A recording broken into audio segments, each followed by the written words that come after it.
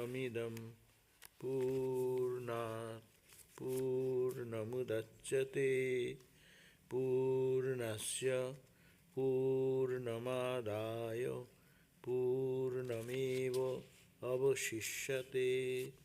Om Shanti Shanti Shanti. Om. All those that are invisible are filled by Brahman. All those are visible also filled, permeated by Brahman. The whole universe has come out of the whole Brahman. Brahman still is full, although the entire universe has come out of it. Om, peace, peace, peace. So we are back to reading of the Śvetāśvatara Upanishad, and one of the beautiful, charming places we have gone through, and that's in this beautiful meditation. This is also a beautiful verse for meditation. Mostly the Upanishad is for meditation. Just it makes the mind think far beyond our limited perception of the world and our body consciousness. So here we have read the verse number 6, where we heard that about the two birds. Two birds, dva suparṇā. Two birds, suparṇā. Suparṇā means bird. Sayujā, they are not separable. They are same. All the time is there. And their friend, or eternal friend, sayujā, sakhāyā, they are sakha. Sakha means eternal friend. Never can be separated. True friendship never goes away. So they are connected together and they are eternal friend to each other. Samānaṃ, vṛkṣaṃ, and the same tree. The body is the tree. In this body tree, the two birds, the Paramatman and the Jivatman. Jivatman is the reflected consciousness, which is I, this body-mind complex. And the upper bird is the pure consciousness. So, samānaṃ vṛkṣaṃ pariṣasvajāte. Pariṣasvajāte means they reside, they live together in the same tree.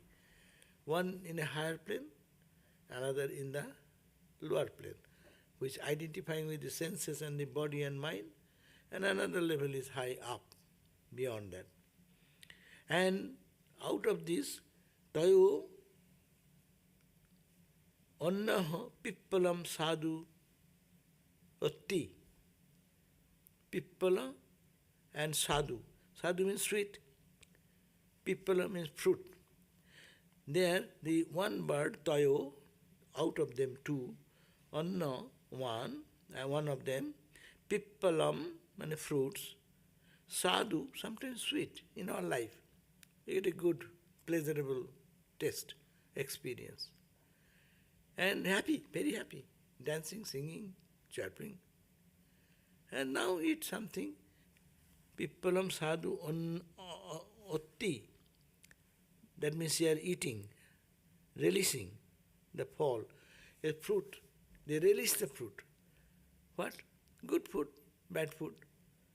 Both the experiences of good and bad, happiness and joy, pleasure and pain, this lower bird is always experiencing.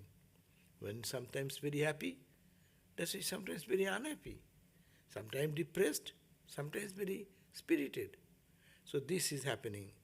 And anaśnann, there is anyo, another, who does not eat anything.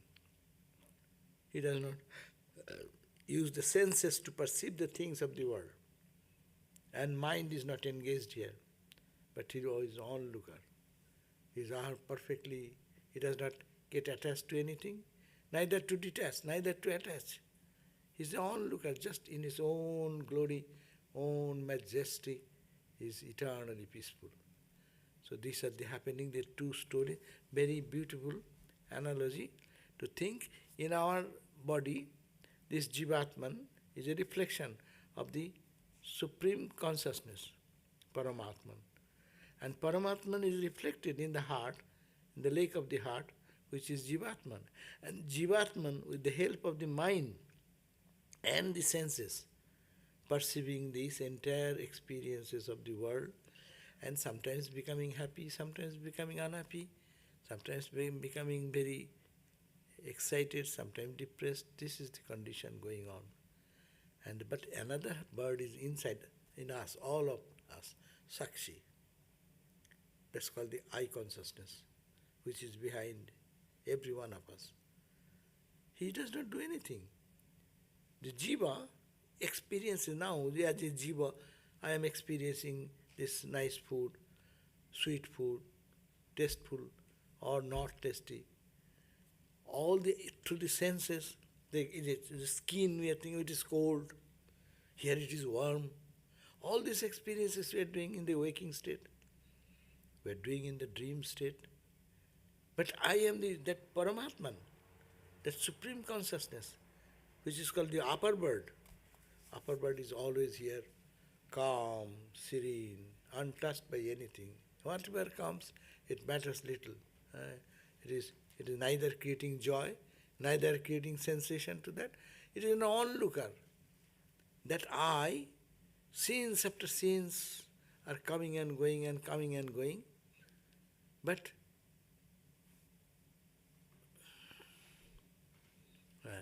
coming and going.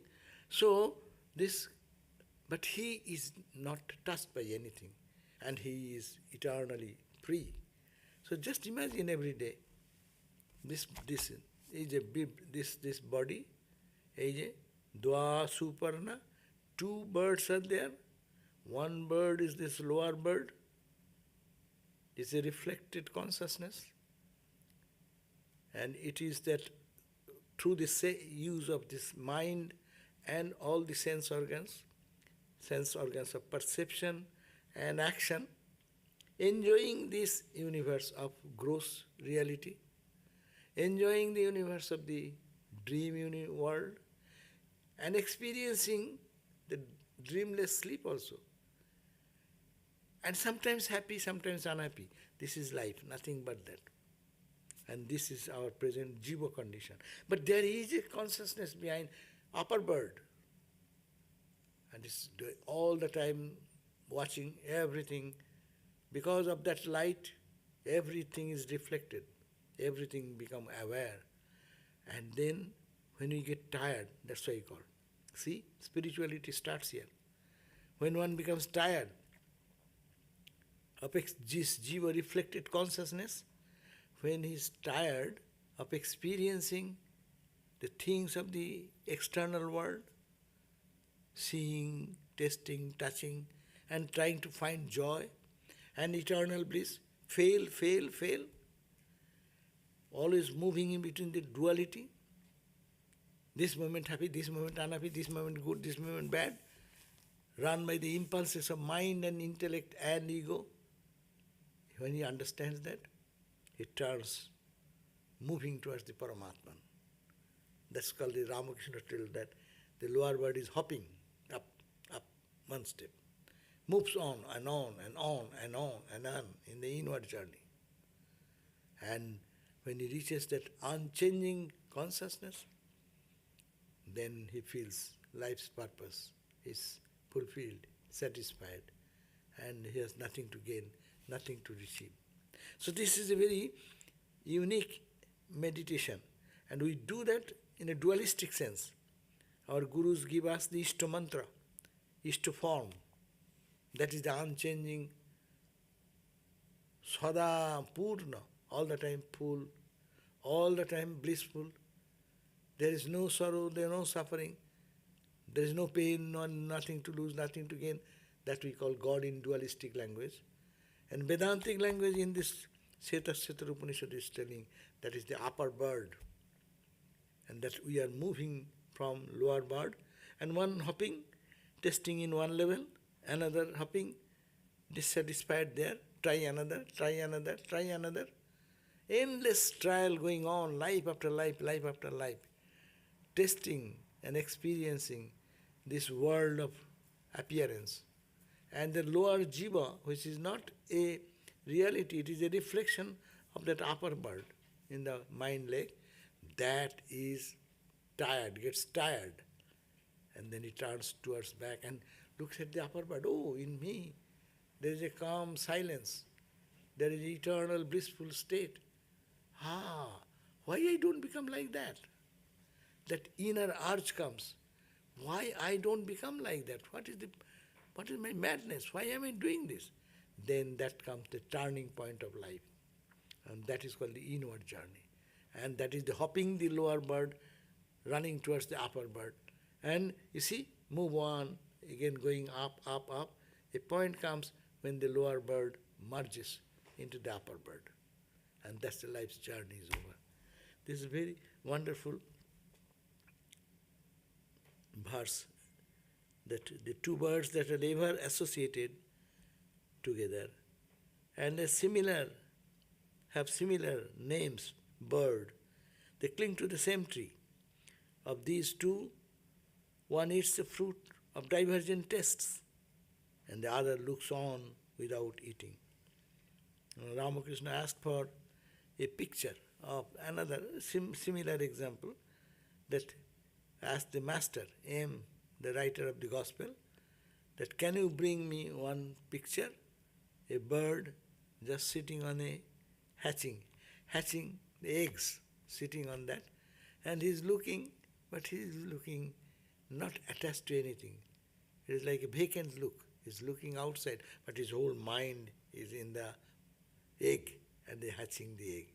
So this eyes will be looking this in the outside world, but the mind should be focused in the upper bird, conscious entity. That we call God, thinking of God, feeling that I belong to God. Or in Vedantic term, that is the sakshi, cheta, kevalo, nirgunasya. It is nirguna, beyond all gunas, cheta. It is the conscious entity which gives consciousness to body, mind, senses and everything. I am conscious because of the consciousness reflected. And through the mind it comes to the senses and to the organs, and every organ is now active.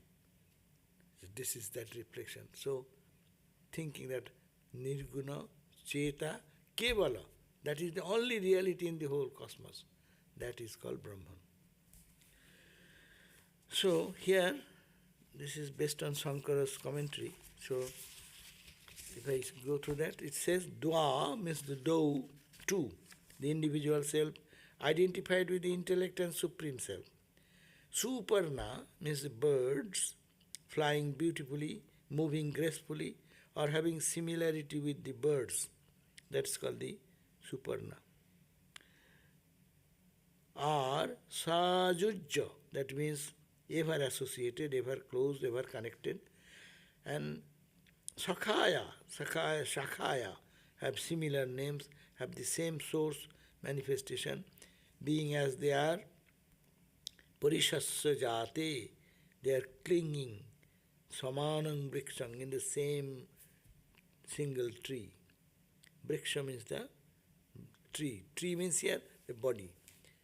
Tree means the body, owing to its similarity to a tree in point of being uprooted. That means this body is sometimes thrown away when it dies. It is a similarity with the tree. Tree gets uprooted when it falls, when it becomes old, the tree falls down. Similarly, the body falls down. In that sense, Shankara says, they are identified and taken same shelter. Tayor, of these two, anyo, one, the self which is identified, jiva, anyo means one. Who is that one? Who, Shankara says, the self, small self. That is the small self. The small self. What is small self? Identified with the intellect, and which has for its limiting adjunct the subtle body. That means which has a gross body, which is a subtle body. And that is repository of ignorance. It comes out of ignorance and desires and tendencies. That jiva eats as we are eating, seeing, tasting, touching, all the five senses. Pippalaṃ, the fruit, Shankara says the pippalaṃ is the fruit of action. What fruit we are eating? Whatever you have the karma phala. Now you are doing karma or your past karma effect. This life is because of the prarabdha karma. You know that. Prarabdha karma means which you have done before and put an impulse. And this is going on by the impulse of that. And this karma is bringing happiness, pleasure, pain on your journey. Remember the prarabdha karma. What is prarabdha karma? What is prarabdha karma? Say? Not in this life. Prarabdha karma is coming from the back. Last life. Last life, we have so many desires, in my mind now. So many desires. The last desire when I left the body, that time I thought something. And to fructify that, this life, whole life is going on. And in this journey, what will come? It is almost called predestined. You cannot avoid. Sanchita remains. There are more life after life it can be coming back to give you the direction. I have so many desires, but one desire was the cause of this life. I have so many desires, and now I plan, tomorrow I'll go to New York.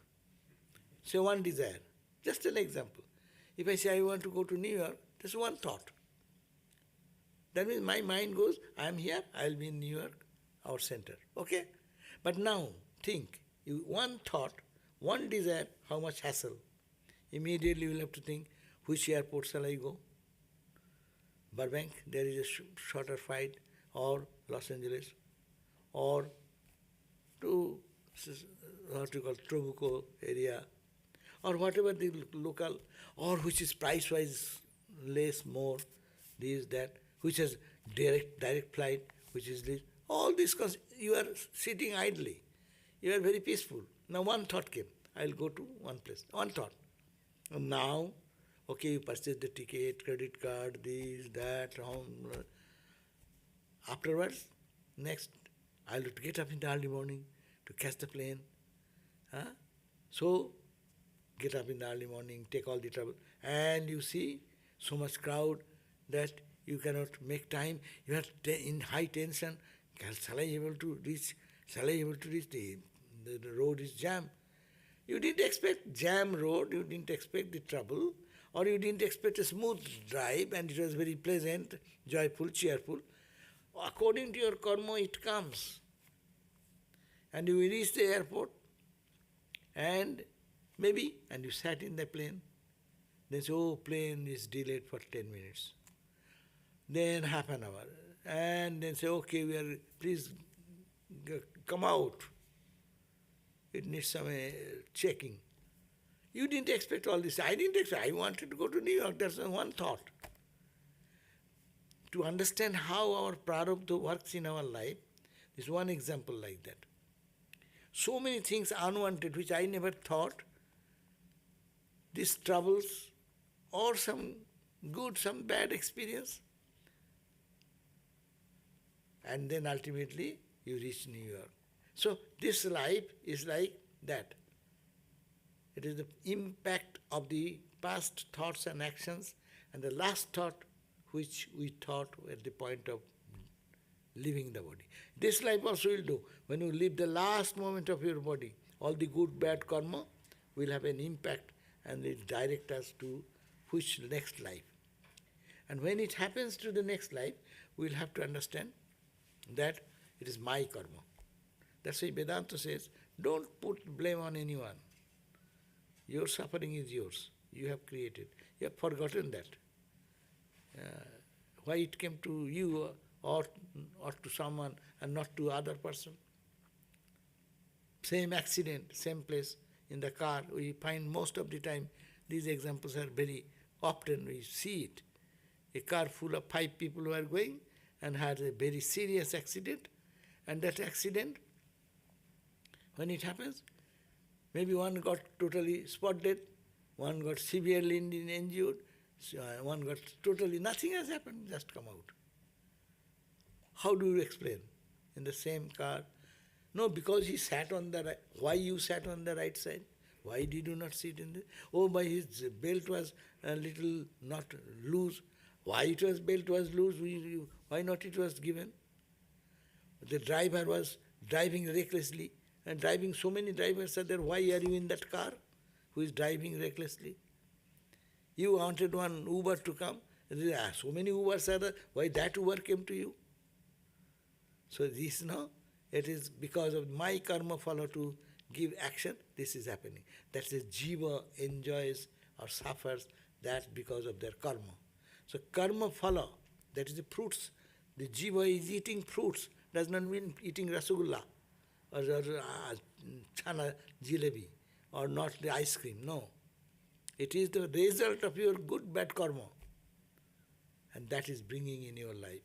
So, that's why Vedanta says, be bold. It is your karma, it has happened. Say, I won't do that karma, I will change my direction. But you cannot change that. You are in the plane.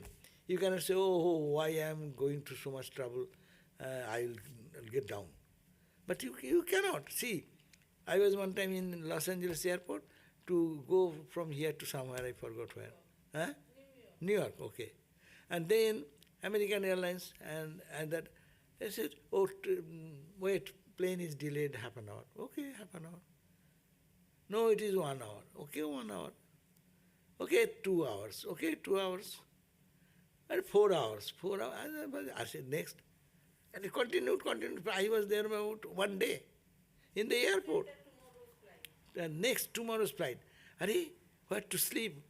I didn't think that I will be in the airport for sitting there. My room is here, I can come back. But I cannot come back. My karma pulling me here. Okay, after 2 hours probably they will leave. I'm hoping that. Many people left. This is not working. But I stayed and I suffered. So whom to blame? Why the plane? Why that particular plane was in such condition? Other planes are going before us. And we are asking, why not give me one in that plane? No, that is full. But someone came before me and he got it. All these things you cannot calculate. So fine, intricate activities are going on. So Vedanta says, it is your follow means fruits, your karma follow. What you are consciously doing now, or what you have done before, this conscious doing will have effect now. That's why we can change our character. We cannot remove our suffering, but we can change our character. I can be liberated soul, but I cannot remove my suffering. Suppose a blind person realizes God, his eyes will be cured. No, blind remains blind. Knowledge will dawn in the heart. So this is called the growth of life. So the pippalaṃ means fruits. Shankara says the fruit of action. And what is the action? Any fruit, what is the action? It is the characteristic of joy and sorrow. It will be joy, some will bring sorrow. Svādv, the divergent tastes, in the numerous forms of varieties of experiences of feelings.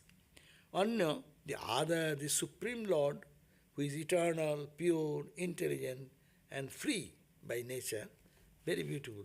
That other soul, this is the bound soul, as I am, as we are. But there in us, there is a higher soul, Supreme Soul, Supreme Lord, who is eternal, pure, intelligent, and conscious, and always free by nature.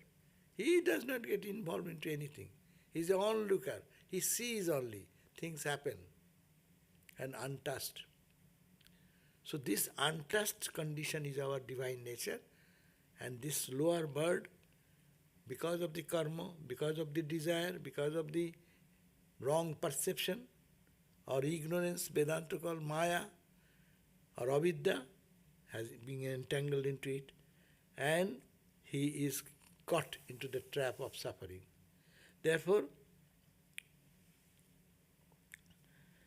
the upper bird is Anaśnann means without eating anything, because he has no karma. So he does not eat bad food, good food, there's no necessity. He is absolutely food, saturated in his own blissful nature. Abhicākaśīti, he looks on, remains witnessing everything. Abhi means from all direction. He looks this way, that way, everywhere.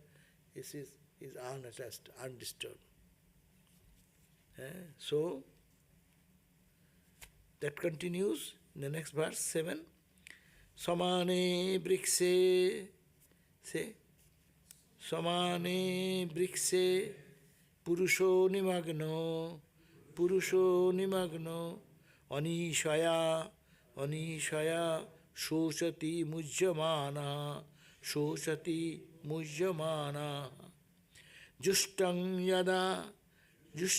yadā, paśyaty, anyam, asya muhyamānaḥ, iti vṛkṣaṃ. Samāne vṛkṣe. In the samāne one is the same tree, the body tree. Samāne vṛkṣe. Puruṣo nimagno. The individual soul, this, as we are now, this individual soul, nimagno, gets entangled. The upper part does not get entangled. The screen does not get entangled with the projections.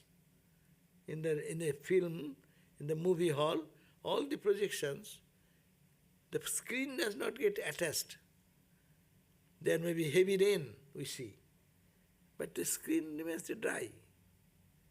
It is fire burning, but the screen remains untouched by that fire. Similarly, the Paramatman consciousness remains untouched. vṛkṣe, puruṣo, the individual soul, nimagno, it gets entangled, and anīśayā, forgetting his own divine nature, muhyamānaḥ, and becomes deluded and śocati, laments, I lost this, what a bad fate for me, why I did that, all this lamentation comes. So it comes to the lower bird who is identifying with the senses, etc., and how it is happening, forgetting his own nature. I am divine. I am nothing to lament. I am nothing to get. So that concept does not come to the deluded person. Muhyamānaḥ means being deluded. Śocati, feels miserable. And yadā, when juṣṭaṃ, who is worshipped by all devotees, anyam, the other, the Lord of all, paśyaty, asya muhyamānaḥ, is mahima means greatness, a paśyaty realizes, vṛkṣaṃ becomes free. So sitting on the same tree, the individual soul, lower bird, gets entangled and feels miserable, being deluded. Why? Not of his forgetting or forgetfulness of his divine nature. When he sees the other, that means when we look out, we have a divine nature. We see some holy people who are calm and serene and peaceful and absorbed in their inner joy. Then what happens? The Lord of all, whom all devotees worship, who is inside, and realizes that all greatness belongs to him, then he is relieved of his misery. So he focuses this side, and when it focuses inside and sees that inner perception of the truth, Lord God, who is worshipped by all, when he knows that, then he is relieved from the misery. So this gives a clear direction. Do you get entangled into the misery, or you get out of the misery? If you want to get out of the misery, look back. And don't look this side. This side, you are deluded, you will be desperately identified with the things, and you will have to cry, sometimes you will have to smile. And this is the way of life going on continuously. So I am reading the Swami's book. In the first half, notes, in the first half, the mantra points out that the forgetfulness of man's divine affinity, whether we take that affinity to mean one of the identity with the Supreme, or one of the inseparable loving relationship with Him, is the root of all our miseries. So we have forgotten our Chirosakha. There is a song, Rabindranath Tagore, Chirosakha, bhulo na. Chedona. Oh Lord, you are my eternal friend. Don't go away, living. Don't leave me. Don't leave me. It's prayer. Rabindranath Tagore's song. Oh, Chirosakha, Chedona. So here is also same. Oh, this because we have separated from that our eternal friend, eternal consciousness. That's why all this suffering. Whether we take the affinity to mean one identity with the Supreme or inseparable loving relationship with Him, that is the root cause of all our miseries. The second half says how many frees himself from all misery by establishing his true relationship with divine. How forgetting that divine connection, forgetting that eternal friendship, how we are crying and weeping, millions and millions and billions, how remembering that and identifying with the real nature, they are all free from suffering. See, forgetting that what is called our main problem that we have forgotten God. We have forgotten our real divine nature. That's why all the Vedanta classes, they give the example of the 10th person. 9%, not forgetting the 1%. They give the example of the golden chain or bracelet or something. Kept somewhere, it is on there. Forgetting that, we search everywhere. Forgetting God, we search joy everywhere, we search protection everywhere. And we are so dependent on outside. And outside cannot give us any protection. So fragile, so momentary. All vanishes in split second. When the fire was going on, who is helping whom? So, only surrender to God, that gives inner peace. What is going on, and inner tranquility. So we are off from inner tranquility because we don't connection with Him. I don't feel affinity for that. That's called bhakti. Name bhati kinchit. Bhaktir bhagascha bhajanam. Devotion, bhakti, renunciation, bhaga, and bhajan. Bhava vedakari. It is capable of removing all the problems of bondage.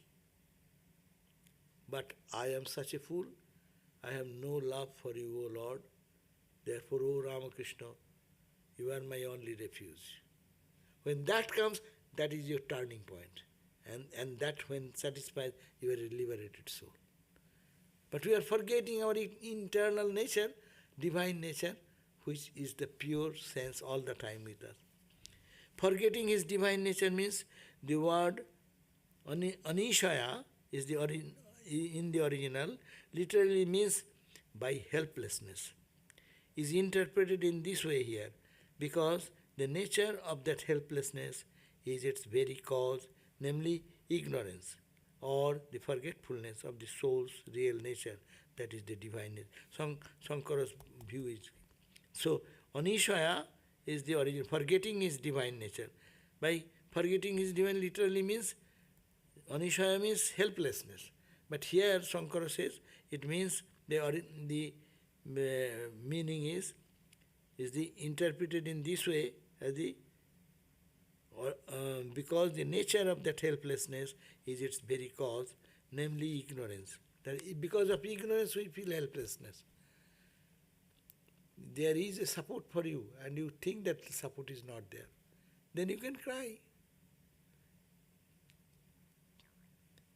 If some friend is there to help you and you don't look at that help, even his pushing his hand to protect you, but you don't look at that side, so you suffer. But when you see behind me is that big power, that's why Swamiji used to say, no, I am Ramakrishna's child. What do I care for? I can crush the stars, unhinge the earth, throw away into the void, no? Do you know? I am Ramakrishna's child. So that is the connection. That power is behind us, all of us. But we never understand that, never identify there. That forgetfulness of the soul's real nature is divine affinity. Say that is the problem of ours. The other means the dualists take this to mean that God is separate from the soul. The Advaitins, however, harmonize it with their doctrine by contending that he is spoken as the other, only in relation to the soul in its embodied state, and that the expression does not therefore deny their identity from the standpoint of the highest truth. And worship means here implies that all true spiritual aspirants should worship him, capital, and that even identity with the divinity is realized through the grace of he bestowed on sincere worshippers. So here worship, whom all devotees worship, this Paramatman, whom people worship not knowing. They worship in the name of Kali, Durga, Shiva, or then worship in the name of other incarnations. But they do not know the one truth, that it is implies that spiritual aspirant should worship him, only him, and even identity with the divinity is realized through the grace he bestows on the sincere worshipper. By his grace, we can identify ourselves. That's why Vedanta never ignores the dualistic idea of connection or grace of God.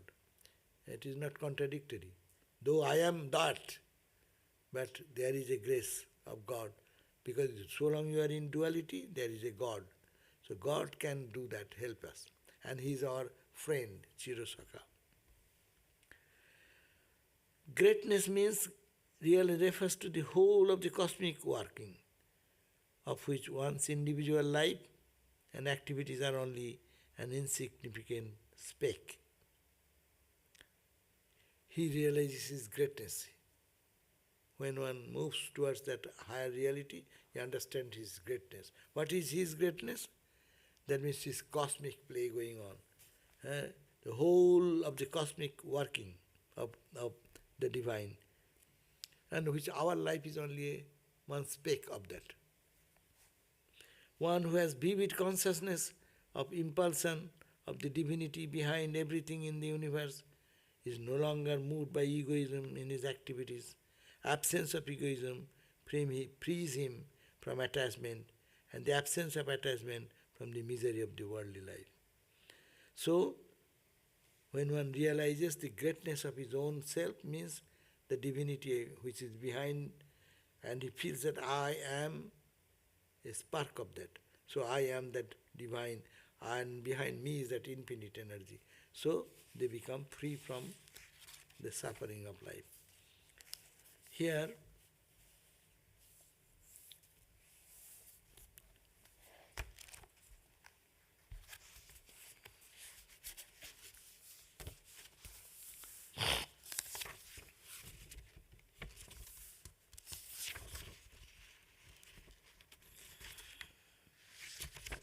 so let the Swami Lokeshwarananda Swami says something, let us read it.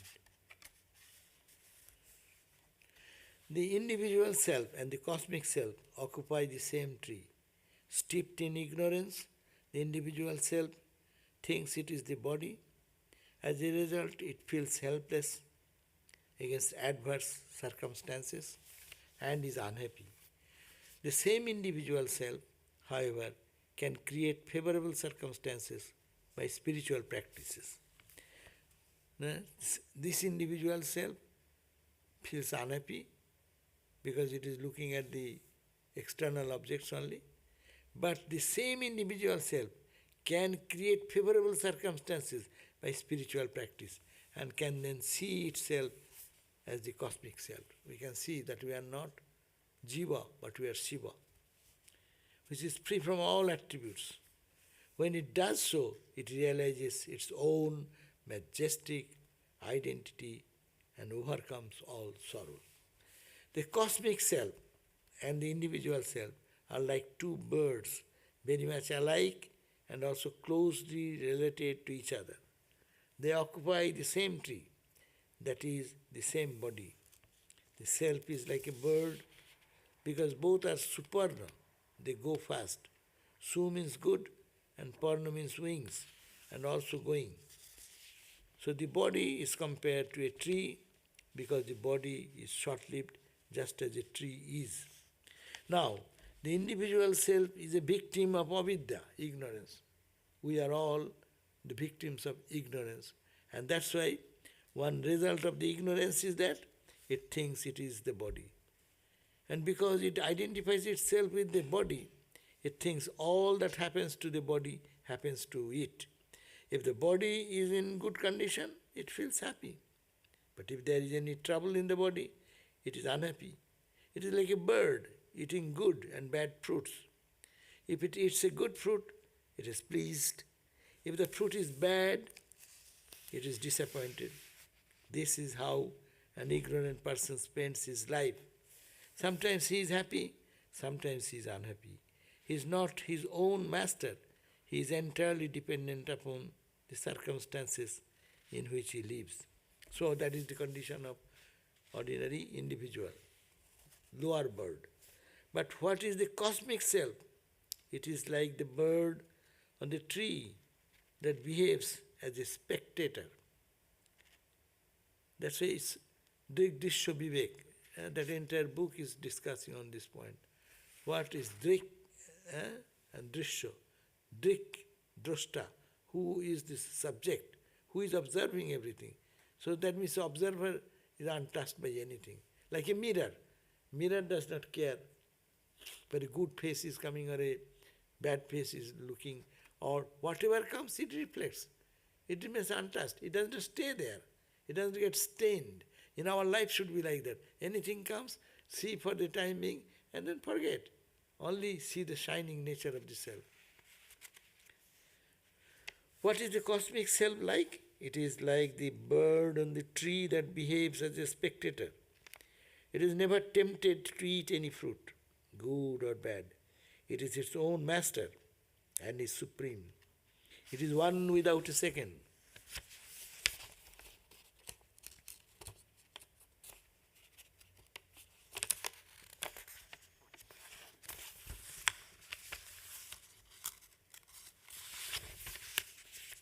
It is everywhere, in every being. It is pure, free, never subject to any modification. It is unique. It is always happy. The individual self need not feel condemned to stay miserable always, as we are. No, we need not have to keep ourselves depressed. Oh, I am worthless, I am gone. It is not necessary. All it needs is to help of a good teacher and to strive under his guidance to remove the veil from which its eyes are concealed. And that is no other than the cosmic self. So, only to move towards that. It is the question of that, moving towards that truth. Our ignorance has kept us separate, and one jiva should move towards the witness consciousness. It is a question of intensifying your study and of the scriptures, your meditation, and practice of discrimination between what is real and what is not real, between what is only pleasing and what is really beneficial. By living a life of self-restraint and by sustained spiritual practices, you acquire what is called chitta shuddhi, a pure mind. It is this pure mind that reveals to you your real nature, identity. The identity that has so long eluded you, you now see that you are the cosmic self. Okay? So this is the explanation of Swami Lokeshwarananda.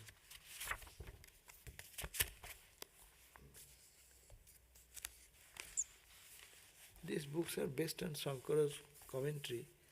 Shankara's commentary will be little dry. When you go to philosophical thing, it is little dry. And we can talk.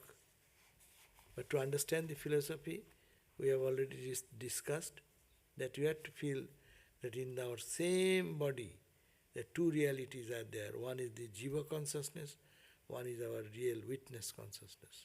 So this jiva consciousness is only reflection.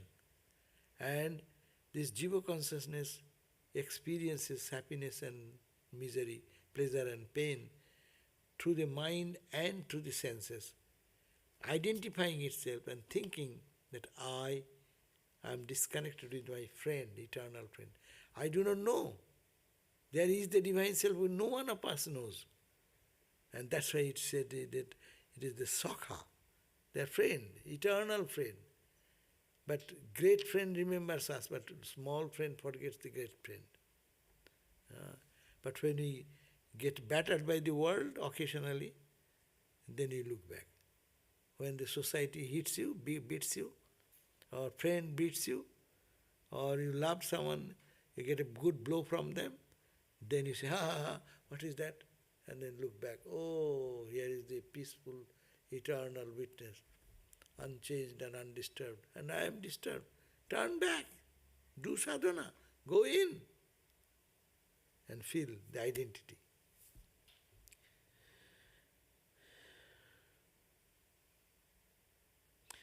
This Shankara's commentary, because few minutes are here, I'll just read out. On the same tree, the individual soul remains drowned or entangled, as it were, and so being deluded, it moans because of its importance. When it realizes thus the other, the adorable Lord and His glory, then it becomes liberated from sorrow. Then Shankara gives this idea, samānaṃ vṛkṣaṃ means the same tree, that means the body, and that is Shankara's commentary. Puruṣo, the individual soul, the enjoyer, being heavily laden with ignorance, desire, actions, results, attachments. Nimagno means remain drowned, like a goat shell in the water of the ocean, convinced that the body is the self. Having such an idea, this indeed I am, son of such and such a person, grandson of such and such. I am thin, I am fat, I am such a one, I am perfect, I am imperfect, I am happy, I am sorrowful. There is nothing other than this. It is born, it dies, because associated with the relative and friends in the world. Atty, and so muhyamānaḥ. Therefore, being deluded, coming to have, due to indiscrimination, diverse states under the influence of evil, śocati, it moans, it suffers pain. Anīśayā, because of its impotence. Anīśayā is the feeling of helplessness.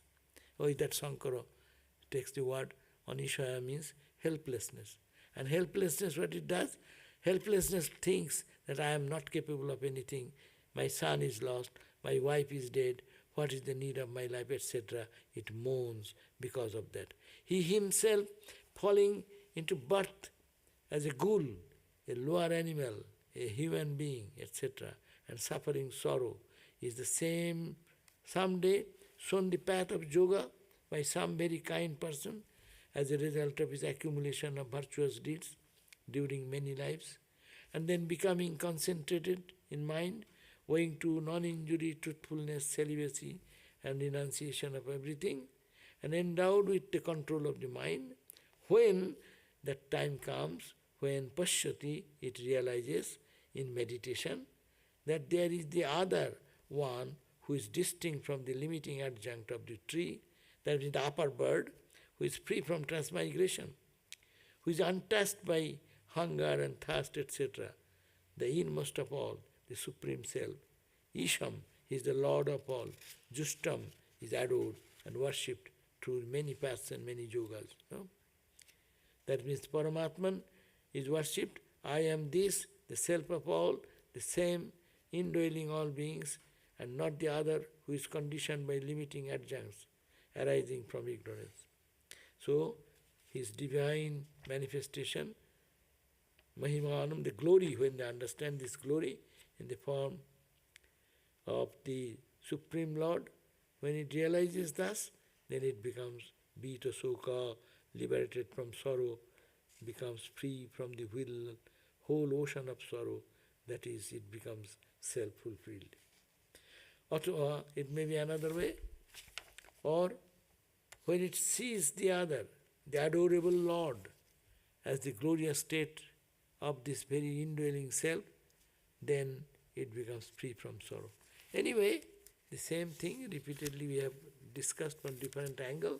Major idea is that in the same body, in this personality, we are carrying two identities. One, the lower jiva identity, which we are whole day engrossed into it, and I, my, and everything, and that is creating the dualities of life, suffering, pain, pleasure, etc. But when we turn back, that is our time. The upper bird, look at the upper bird by meditation, by prayer, by discrimination, by analysis. Then we go closer and closer and closer. And as you go closer and closer, you can feel the joy, charm, warmth of that spiritual essence. So that is the way we can conquer our lower self. So,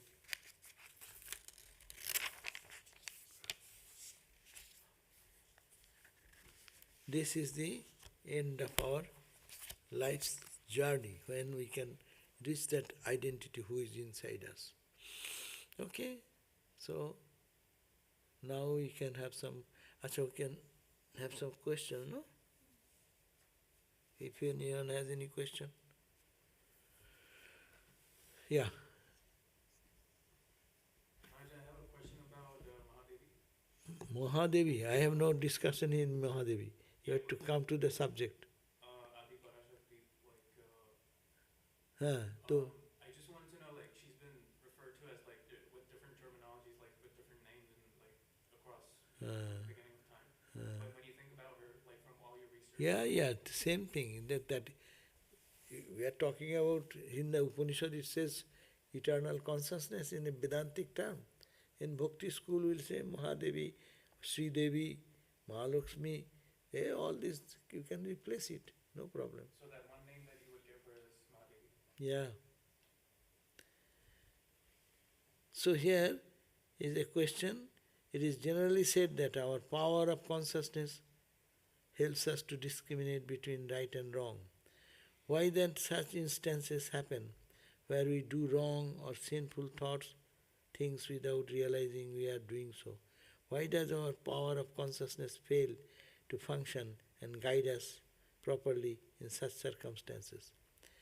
Oh, this why it happens, because you are ignorant. And in ignorance, when we are in ignorance, we see the wrong things. When you are in a dark room, in half light, you see one thing for the other. When this broad daylight comes, you don't question, you see things as it is. So this is the question. This instant, when you do wrong things, because you are in ignorance, because you do not know you have a higher divinity. We do not know that we are not bound by this limitation of body and mind. We don't understand that we are the jiva, and there is a Shiva in me, and they are eternal friend, but disconnected. What is disconnection? Ignorance. And in ignorance we create so many confusions. All the world fighting with each other, every person is fighting with each other, is only misunderstanding.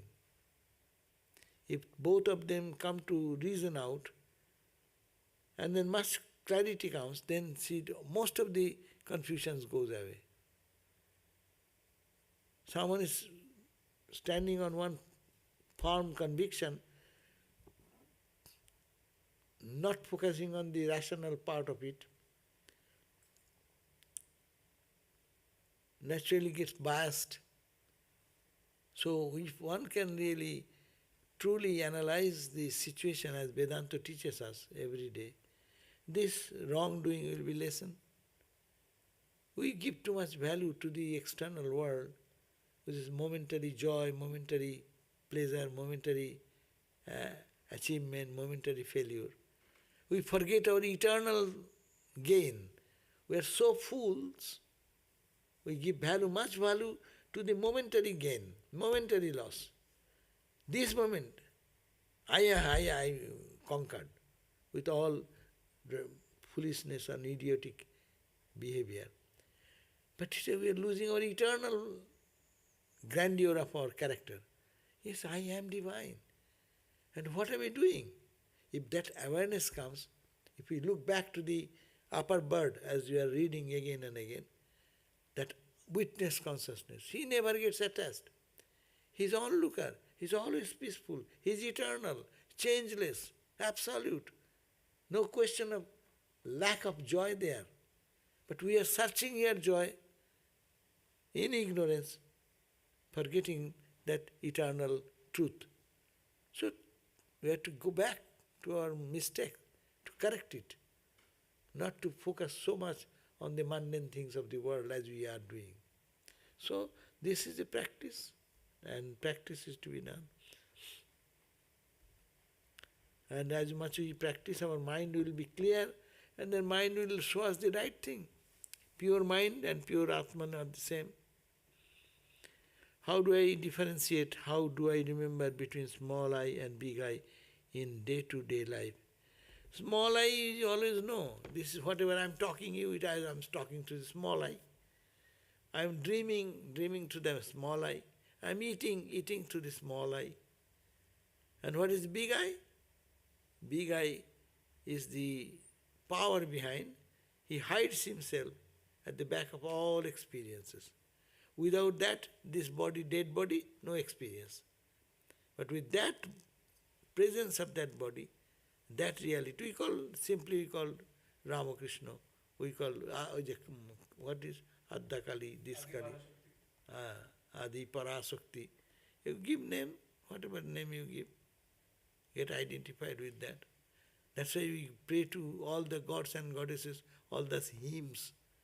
Hymns and praises are for what? So that we can connect with them. We can pray. Pray means connect.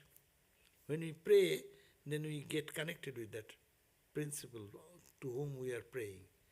And to whom we are praying only Brahman. Only in one name or another form. So this practice is to be done. So, and here is the question, how I differentiate, how do I remember between small I and big I?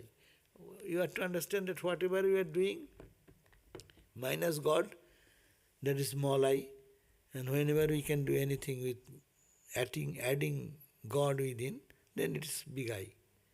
But big I does not reflect so much because our mind is very clouded, full of dirt and dust. As much one has progressed, they can understand the voice of the big I. The voice of the big I, they can hear. They say, I saw a dream, I got a guidance in my dream. Even in dream time they get the guidance. When mind becomes pure, good mind gives good dream. Or a confused mind creates confused dream. People sometimes dream horrible dreams. All the impressions of bad natured impression, you have seen something in a television, you have heard something horrible, and that they all jumble up and come into the mind. But when mind is becoming pure, Ramakrishna said it's good to see some divine dreams, no? In the gospel there are some examples. So how to make the mind pure? That is the point. As much we progress, we understand it is my small I, and as I think that See, small I is our every day we know what we do with the small I. I love, I hate, I respect, I disrespect, I talk, I sleep, I eat, I interact, I drive. Everything is small I functioning. But when you say it is, O Lord, I am your servant, then it becomes servant's I. And servant I is better than this I in which we are living. Or Vedantic way, I am that, if you are bold enough. So that whatever body mind is doing, I am not doing. So these are the different ways to practice, to get connected with the bigger I. In small I, we are very poor. We are very insignificant. We are very lost. We have no hope. What Trump will do, we do not know. We are every day, and really, when we are thinking of this side, yes, there is a truth. But in your divine glory, who can touch you? Where is there anything? The whole universe, you are identified with the source of the whole universe. What do you fear about? But you cannot stay there. We may say so. It is intellectual. But to feel that needs the purity of the heart. And it takes time to develop. These types of thought we have analyzed at length today, how we can feel that inner, in the same body, the same tree, the lower bird, the jiva, as I am feeling the small I, feeling the universe, feeling forgetting my eternal friend who is sitting inside. You call it the Suddhatma, pure Atman, witness consciousness, or you call your Ishta Devata standing over there. Detached. So how to connect with that? That is the point. Remember. That's why Vedanta will say day and night, I am that. Swamiji used to Shivoham. Shankaracharya also said that. Chidananda Rupa, Shivoham. No? So that is the Vedantic way. If you are familiar with that, do that. If it is not, then think God is there for me. He is seated in my heart all the time. Why am I ignoring Him? Why I am not looking at Him all day? Why I am not going to Him every now and then, if He is my eternal friend? You are going to the fake friends in the world, making friendship which is very superficial. And you are very happy that my good friend, an eternal friend who is seated all the time in the heart, who is giving sustenance to our breathing, my seeing, my feeling, my hearing, I can ignore easily because he's a good guy. He does not tease us. He does not give a slap back. You look, he'll be happy. If you don't look, okay, Baba, you stay. So, that is the fate of all good people, always. They don't get any praise. That who is sitting here, or some of the sadhus say, that in the morning he comes out of his bed and is waiting when a devotee will come and he will be happy to see him. But we come, devotee came, look right and dip and go away. I said, Hare, he didn't talk to me. I'm talking, it's a very personal way, no? Thinking as your father, your grandfather is sitting somewhere and waiting for you. Similarly, the Lord is waiting for us day and night. But we have no time to look at that side. Even we say chanting, mantra. Well, chanting, mantra is going on, word is going on, and here I am going in New York. I am in Boston. I am in San Francisco. So, this is the thing. It should be synchronized. To feel connected with my eternal friend. That is one word. Chirasakha, eternal friend. Who have never abandoned me in my death, in my life, in my sleep, in my waking, in my pleasure, in my pain, in my anguish, in my frustration. It is all the time with me. but I never care for him. So, to care for that more. That caring is coming close to him. And that practice we can do. That is the only thing in our hand. Om Shanti Shanti Shanti Harihi Om Tat Sat Sri Ramakrishna Arpanam Astu. So tomorrow will be gospel class and I will be giving the class. Tomorrow 7:30. Thank you. Jai Ma.